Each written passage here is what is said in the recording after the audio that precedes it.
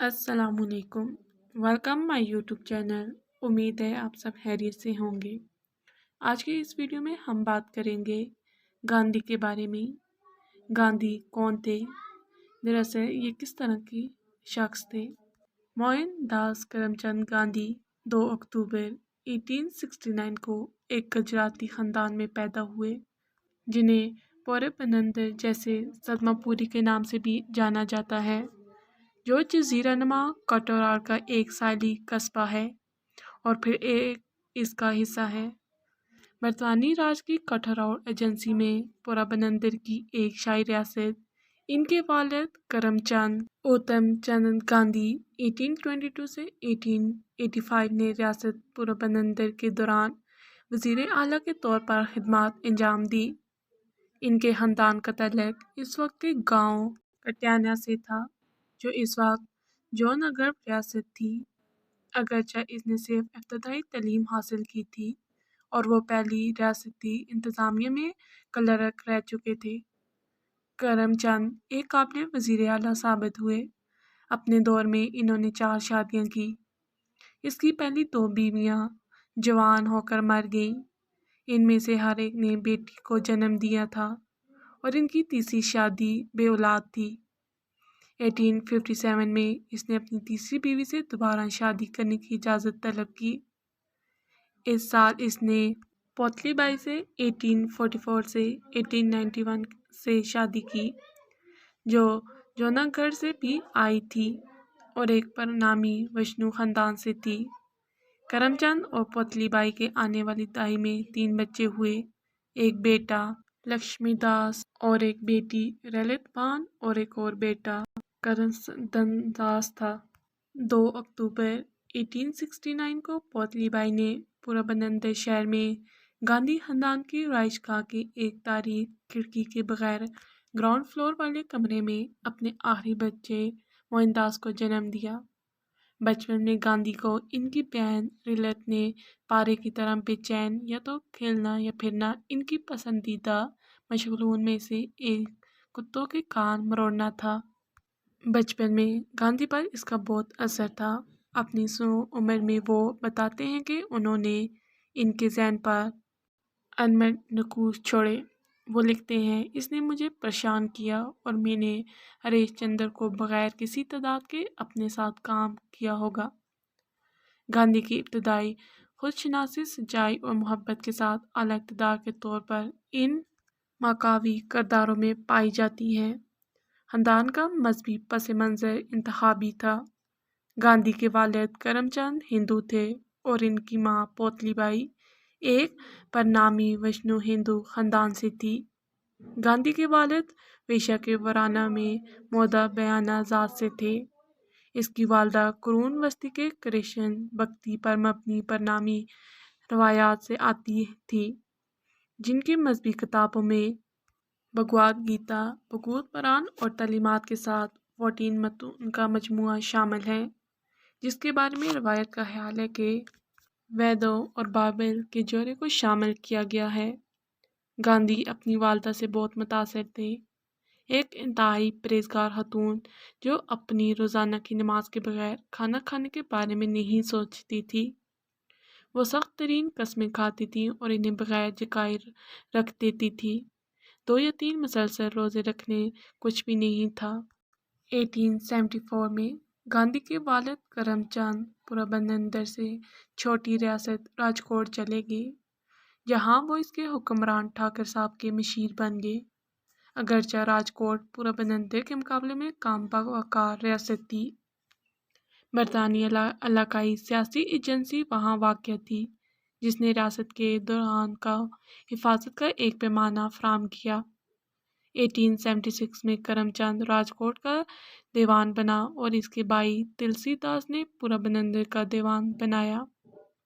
इसके बाद इसका ख़ानदान राजकोट में इसके साथ दोबारा शामिल हो गया। गांधी अपने सबसे बड़े भाई लक्ष्मणदास के साथ 1886 में 9 साल की उम्र में गांधी ने अपने घर के करीब राजकोट के मुकामी स्कूल में दाखिला लिया। वहाँ इसने रियाजी, तारीख़ी, गुजराती ज़बान और जोग्राफिया के असूलों का मुताला किया। 11 साल की उम्र में इसने राजकोट के high school afraid high school में दाखिला लिया और एक औसत दर्जे का तालिब इल्म था। इसने कुछ इनामात जीते, लेकिन वो एक शर्मीली और ज़बानबंद तालिब इल्म था जिसकी खेलों में कोई दिलचस्पी नहीं थी। इसके बाद साथी किताबें और स्कूल के इसबाक थे। मई 1883 में 13 साल मोइनदास की शादी 14 साल कस्तूरबाई मखना जी कपाडिया से हुई थी। इसका पहला नाम आमतौर पर कस्तूरबा और प्यार से बाहर रखा जाता था।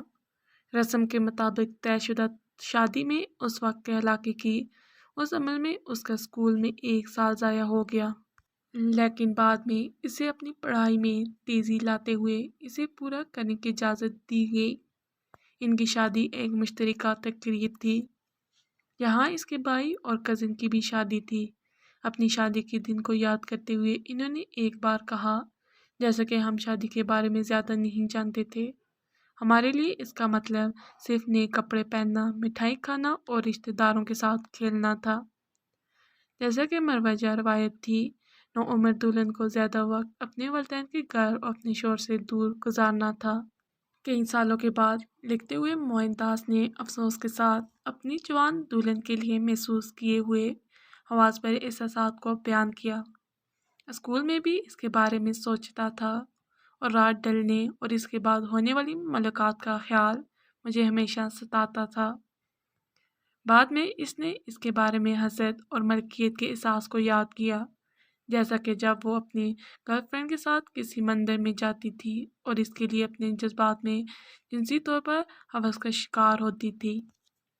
1885 के आखिर में गांधी के वालिद करमचंद का इंतकाल हो गया।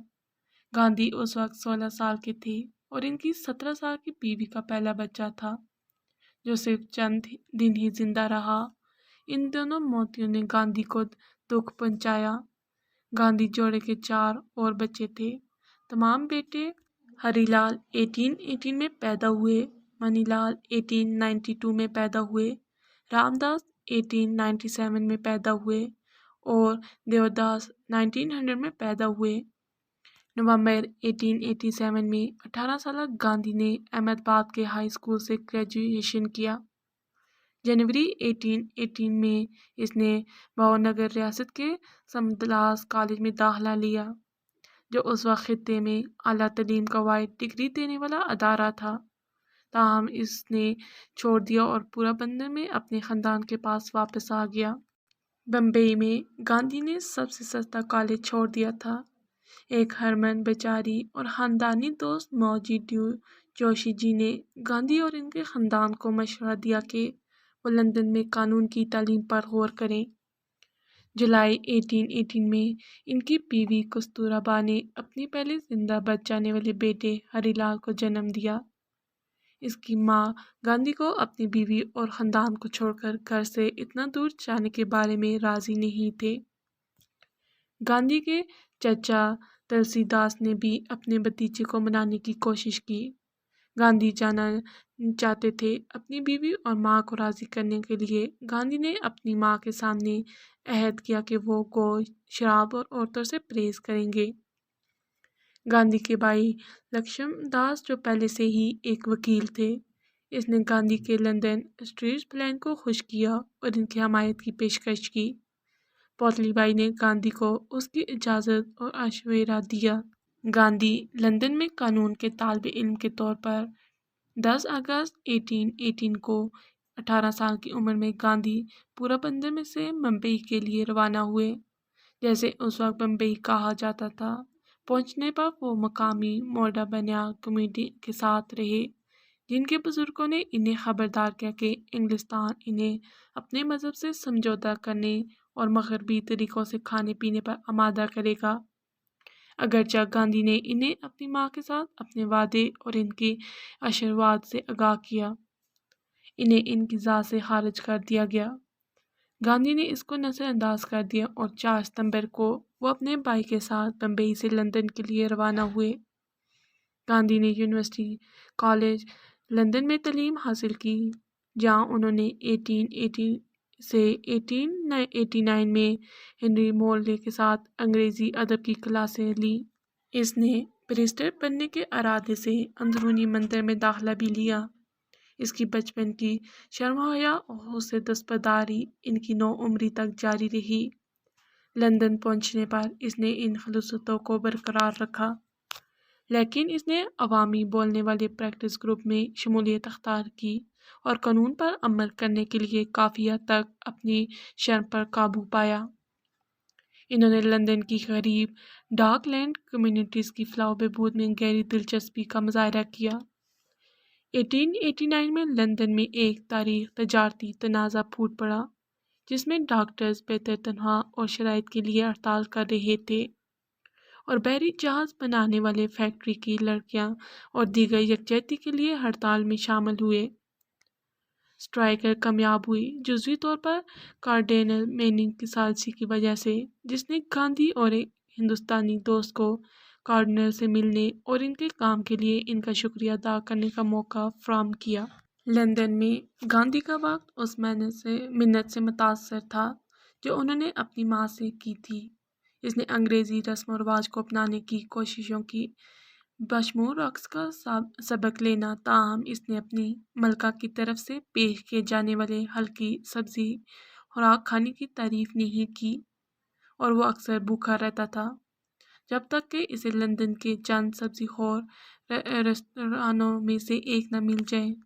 हेनरी साल्ट की तहरीर से मुतासर होकर इसने लंदन वेजिटेरियन सोसाइटी में शमूलियत अख्तियार की और इसके सदर और खैरख्वाह आर्नर हिल्स की सरपरस्ती में इसकी एग्जीक्यूटिव कमेटी के लिए मुंतखब हुए। कमेटी में रहते हुए एक करनामा बेस वाटर बाफ का क्याम था। कोई सब्जी और जिनसे इसने मुलाकात की थी वो थियोसॉफिकल सोसाइटी के मेंबर थे, जिसकी बुनियाद 1875 में आलमगीर भाईचारे को मज़ीद बढ़ाने के लिए रखी गई थी और जो बुद्ध मत और हिंदू अदब के मताले के लिए वाक़िफ़ थी। इन्होंने गांधी को तर्जुमे के साथ साथ असल दोनों सूरतों में भगवद गीता पढ़ने में इनके साथ शामिल होने की तरगीब दी। गांधी के हिल्स के साथ दोस्ताना और नतीजा हेज़ ताल्लुकात थे, लेकिन दोनों अफराद ने साथ ही कमेटी के रुकन थॉमस एल्सन की मुसलसल LVS रुकनीत पर एक मुख्तलिफ नुक्ता नज़र रखा। इनका इख्तलाफ गांधी की अथॉरिटी को चैलेंज करने की पहली मारूफ मिसाल है। इसके बावजूद इसके कि वो तसादम की तरफ इनकी शर्म व हया और मजाज में झुकाव रखते हैं। एल्सन ने दस्ताब पैदाइश पर काबू पाने के तरीक़ों को फ़रोग़ दे रहे थे, लेकिन हिल्स ने इनसे इनकार कर दिया, ये ख्याल करते हुए कि वो अवामी अखलाकियात को मजरू नहीं करते हैं। इसका ख्याल था कि सब्ज़ी खोर एक इखलाकी तहरीक है और इसलिए एल्सन को मज़ीद LVS का रुकन नहीं रहना चाहिए। गांधी ने पैदाइश पर काबू पाने के ख़तरात पर हिल्स के ख्यालात का इज़हार किया, लेकिन एल्सन के इख्तलाफ के हक़ का दिफा किया। गांधी के लिए पहाड़ियों को चैलेंज करना मुश्किल होता। हिल्स इनसे 12 साल बड़े थे और गांधी की बरक्स इंतहाई फसीह। इसने LVS को बैंकरोल किया और अपनी टीम्स आयरन वर्कर्स कंपनी के साथ इंडस्ट्री का एक कप्तान था, जिसने लंदन की ईस्ट इंडिया में 6000 से ज़्यादा लोगों को मुलाजमत दी। वो एक इंतहाई काबिल खिलाड़ी भी थे, जिसने बाद में football club West Ham United की बुनियाद रखी। इनकी 1927 में एक खुद नोश्त वॉल्यूम में गांधी ने लिखा, इस सवाल ने मुझे गहरी दिलचस्पी ली। मैं मिस्टर हिल्स और इनकी सखावत का बहुत एहतराम करता था, लेकिन मैंने सोचा कि एक शख्स को सब्ज़ी खोर माशरे से खारिज करना बिल्कुल गलत है, क्योंकि इसने पैरेटिन अखलाकियात को माशरे की एशिया में से एक मानने से इनकार कर दिया था। एल्सन को हटाने की तहरीक पेश की गई और कमेटी ने इस पर बहस की और वोट दिया। कमेटी की मीटिंग में गांधी की शर्महया इनके एल्सन के दफा में रुकावट थी। इसने अपने हालात कागज़ पर लिखे, लेकिन शर्महया ने इसे अपने दलाइल पढ़ने से रोक दिया। इसलिए हिल्स सदर ने कमेटी की एक और रुकन से कहा कि वो इनको पढ़कर सुनाए। अगरचे कमेटी के कुछ दूसरे अरकान ने गांधी से इत्तफाक किया, لیکن ووٹ ضائع ہو گیا اور ایلسن کو خارج کر دیا گیا۔ ہلز نے گاندھی کے ہندوستان واپسی کے اعزاز میں LVS الوداعی عشائیہ میں ٹوسٹ کی تجویز کے ساتھ کوئی سخت احساسات نہیں تھے۔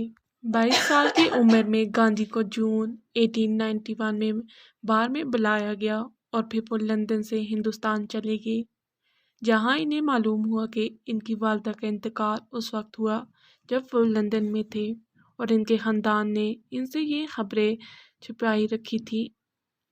بمبئی میں قانون کی پریکٹس قائم کرنے کی ان کی کوششیں ناکام ہوئی کیونکہ وہ نفسیاتی طور پر گواہوں سے جرح کرنے سے قاصر تھے۔ وہ راجکوٹ واپس آئے تاکہ قانونی چارہ جوئی کے لیے درخواستوں کا مسودہ تیار کر سکیں، لیکن جب وہ ایک برطانوی افسر سیمسنی سے بدتمیزی کرنے لگے تو اسے رکنے پر مجبور کر دیا گیا۔ 1893 میں دادا عبداللہ نامی کٹھوراڑ کے ایک مسلمان تاجر نے گاندھی سے رابطہ کیا۔ عبداللہ جنوبی افریقہ میں ایک بڑے کامیاب شاپنگ کاروبار کے مالک تھے۔ جوہانسبرگ میں ان کے دور کے کزن کو ایک وکیل کی ضرورت تھی اور انہوں نے کٹھوراڑی ورثے والے شخص کو ترجیح دی۔ گاندھی نے اس کام کی تنخواہ کے بارے میں دریافت کیا۔ انہوں نے کل تنخواہ 105 درہم یعنی $17,200 تھے۔ اس کے علاوہ سفری اخراجات کی پیشکش کی گئی۔ اس نے اسے قبول کر لیا، یہ جانتے ہوئے کہ یہ کم از کم 1 سال کے لیے نٹال کی کالونی جنوبی افریقہ جو کہ برطانوی سلطنت کا ایک حصہ بھی ہے میں اس کا 1 سال کا عہدہ ہوگا۔ اپریل 1893 میں 23 سال کی عمر کے گاندھی عبداللہ کے کزن کے وکیل کے لیے جنوبی افریقہ کے لیے روانہ ہوئے۔ انہوں نے 21 سال جنوبی افریقہ میں گزارے جہاں انہوں نے اپنی سیاسی نظریات، اخلاقیات اور سیاست کو فروغ دیا۔ جنوبی افریقہ پہنچنے کے فوراً بعد گاندھی کو تمام رنگین لوگوں کی طرح اپنی جلد کے رنگ اور ورثے کی وجہ سے امتیازی سلوک کا سامنا کرنا پڑا۔ اسے اسٹیج کوچ میں یورپی مسافروں کے ساتھ بیٹھنے کی اجازت نہیں دی گئی اور ڈرائیور کے قریب فرش پر بیٹھنے کو کہا گیا۔ پھر انکار کرنے پر اسے مارا پیٹا گیا۔ دوسری جگہ پر اسے گھر کے قریب چلنے کی جرات کرنے پر گٹر میں لات ماری گئی۔ ایک اور مثال میں فرسٹ کلاس چھوڑنے سے انکار کرنے پر پیٹر میٹرسبرگ میں ٹرین سے پھینک دیا گیا۔ وہ ساری رات ٹرین اسٹیشن پر بیٹھا کانپتا رہا اور سوچتا رہا کہ آیا اسے ہندوستان واپس جانا چاہیے یا اپنے حقوق کے لیے احتجاج کرنا چاہیے۔ اس نے احتجاج کرنے کا انتخاب کیا اور اگلے دن اسے ٹرین میں سوار ہونے کی اجازت دی گئی۔ ایک اور واقعے میں ڈربن کی عدالت کے مجسٹریٹ نے گاندھی کو اپنی پگڑی اتارنے کا حکم دیا جسے انہوں نے انکار کر دیا۔ جنوبی افریقہ میں ہندوستانیوں کو عوامی فٹ پاتھ پر چلنے کی اجازت نہیں تھی۔ گاندھی کو ایک پولیس افسر نے بغیر کسی وارننگ کے فٹ پاتھ سے سڑک پر لات ماری تھی۔ ہرمن کے مطابق جب گاندھی جنوبی افریقہ پہنچے تو انہوں نے اپنے آپ کو پہلے برطانوی اور دوسرے ہندوستانی کے طور پر سوچا۔ تاہم برطانوی لوگوں کی طرف سے ان کے اور ان کے ساتھی ہندوستانیوں کے خلاف تعصب جس کا گاندھی نے تجربہ کیا اور مشاہدہ کیا، اس نے انہیں بہت پریشان کیا۔ اس نے اس ذلت امیز پایا یہ سمجھنے کے لیے جدوجہد کر رہے تھے کہ کچھ لوگ اس طرح کے غیر انسانی طرز عمل میں عزت یا برتری یا خوشی کیسے محسوس کر سکتے ہیں۔ گاندھی نے برطانوی سلطنت میں اپنے لوگوں کے موقف پر سوال اٹھانا شروع کر دیے۔ عبداللہ کا کیس جو انہیں جنوبی افریقہ لے کر آیا تھا، مئی 1894 میں ختم ہوا اور ہندوستانی برادری نے گاندھی کے لیے ایک الوداعی پارٹی کا اہتمام کیا۔ جب وہ ہندوستان واپس آنے کی تیاری کر رہے تھے، تاہم نٹال حکومت کی ایک نئی امتیازی تجویز کی وجہ سے گاندھی نے جنوبی افریقہ میں اپنے قیام کی اصل مدت میں توسیع کی۔ اس نے ہندوستانیوں کو ووٹ دینے کے حق سے انکار کرنے کے بل کی مخالفت میں مدد کرنے کا منصوبہ بنایا۔ یہ حق پھر ایک خصوصی یورپی حق ہونے کی تجویز پیش کی گئی۔ انہوں نے برطانوی نوآبادیاتی سیکرٹری جوزف چیمبرلین سے کہا کہ وہ اس بل پر اپنے موقف پر نظر ثانی کریں گے، اگرچہ بل کی منظوری کو روکنے میں ناکام رہے، لیکن ان کی مہم جنوبی افریقہ میں ہندوستانیوں کی شکایت کی طرف توجہ مبذول کروانے میں کامیاب رہی۔ انہوں نے 1894 میں نیٹال انڈین کانگریس کو قیام کرنے میں مدد کی اور اس تنظیم کے ذریعے انہوں نے جنوبی افریقہ کے ہندوستانی کمیونٹی کو ایک متحد سیاسی قوت میں ڈالا۔ جنوری 1897 میں جب گاندھی ڈربن میں اترے تو سفید فام آباد کاروں کے ایک ہجوم نے ان پر حملہ کیا اور وہ پولیس سپرنٹینڈنٹ کی بیوی کی کوششوں سے ہی بچ نکلا۔ تاہم اس نے ہجوم کی کسی رکن کے خلاف الزامات عائد کرنے سے انکار کیا۔ بور جنگ کے دوران گاندھی نے 1900 میں رضاکارانہ طور پر اسٹریچر بیئرز کا ایک گروپ نیٹال انڈین ایمبولینس کور کے طور پر تشکیل دیا۔ آرتھر ہرمن کے مطابق گاندھی برطانوی نوآبادیاتی دقننوسی تصور کو غلط ثابت کرنا چاہتے تھے کہ ہندو مسلم مارشل لاز کے برعکس مردانہ سرگرمیوں کے لیے موزوں نہیں ہے جن میں خطرہ اور مشقت شامل ہے۔ گاندھی نے 1100 ہندوستانی رضاکاروں کو اٹھایا تاکہ بورز کے خلاف برطانوی لڑاکا دستوں کی حمایت کی جا سکے۔ انہیں تربیت دی گئی اور طبی طور پر فرنٹ لائنوں پر خدمات انجام دینے کے لیے تصدیق شدہ۔ وہ کیونلیس کی جنگ میں سفید فام رضاکار ایمبولینس کور کے معاون تھے۔ سب کوپ کی جنگ میں گاندھی اور اس کے برادر فرنٹ لائن پر چلے گئے اور زخمی سپاہیوں کو میلوں تک فلڈ ہسپتال لے جانا پڑا کیونکہ علاقہ ایمبولینسوں کے لیے کافی کچا تھا۔ گاندھی اور 37 دیگر ہندوستانیوں نے ملکہ جنوبی افریقہ کا تمغہ حاصل کیا۔ گاندھی اور ان کی بیوی 1902 سے 1906 میں ٹرانسوال حکومت نے کالونی کی ہندوستانی اور چینی آبادیوں کے رجسٹریشن پر مجبور کرنے والا ایک نیا قانون نافذ کیا۔ اسی سال 11 ستمبر کو جوہانسبرگ میں منعقد ایک اجتماعی احتجاجی اجلاس میں گاندھی نے پہلی بار سیتا گرہ یعنی سچائی کی عقیدت یا عدم تشدد کے احتجاج کے لیے اپنے آپ پر بھی ارتکاب پذیر طریقہ کار کو اپنایا۔ انتھونی کے مطابق لیو ٹولسٹائی نے ہندوؤں کے لیے ایک خط سے شروع ہونے والے خط و کتابت میں اس کا تذکرہ کرنے کے بعد گاندھی بھی دامن اخلاقی متن سے متاثر تھے۔ گاندھی نے ہندوستانیوں پر زور دیا کہ وہ نئے قانون کی خلاف ورزی کریں اور ایسا کرنے کی سزا بھگتیں۔ گاندھی کے احتجاج قائل کرنے کی مہارت اور تعلقات عامہ کی نظریات ابھرتے تھے۔ وہ انہیں 1915 میں واپس ہندوستان لے گئے۔ گاندھی نے اپنی توجہ ہندوستانیوں اور افریقیوں پر مرکوز کی جب وہ جنوبی افریقہ میں تھے۔ وہ شروع میں سیاست میں دلچسپی نہیں رکھتے تھے تاہم اس کے ساتھ امتیازی سلوک اور غنڈہ گردی کیے جانے کے بعد یہ بدل گیا، جیسا کہ ٹرین کے ایک اہلکار کے ذریعے اس کی جلد کی رنگت کی وجہ سے ٹرین کے کوچ سے باہر پھینک دیا گیا۔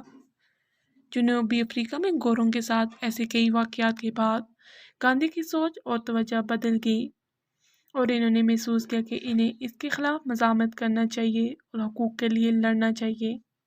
انہوں نے نیٹال انڈین کانگریس بنا کر سیاست میں قدم رکھا۔ اشونت دیسائی اور غلام واحد کے مطابق نسل پرستی کے بارے میں گاندھی کے خیالات کچھ معاملات میں متنازع ہیں، لیکن بعد میں اس میں تبدیلی آئی۔